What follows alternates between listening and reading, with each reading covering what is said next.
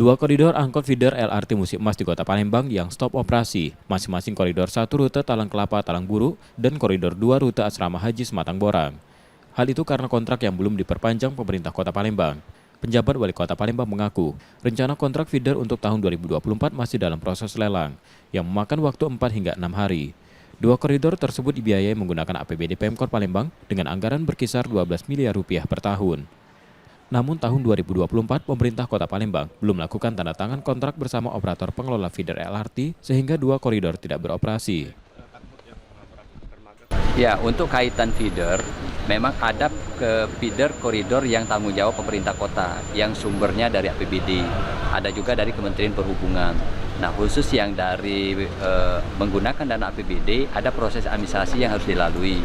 Mungkin butuh waktu antara 4 sampai 6 hari, karena ini menyangkut lelang di tahun 2024. Maka dari itu saya mendapatkan laporan ada belum beroperasinya karena pengelola operatornya dari pihak ketiga belum clear soal administrasi yang ada. Meski dua koridor tak beroperasi, kelima koridor lain yakni koridor 3, 4, 5, 6, dan 7 tetap beroperasi seperti biasa. Sebab kelima koridor tersebut dibiayai Kementerian Perhubungan melalui Balai Kereta Api Ringan Sumsel.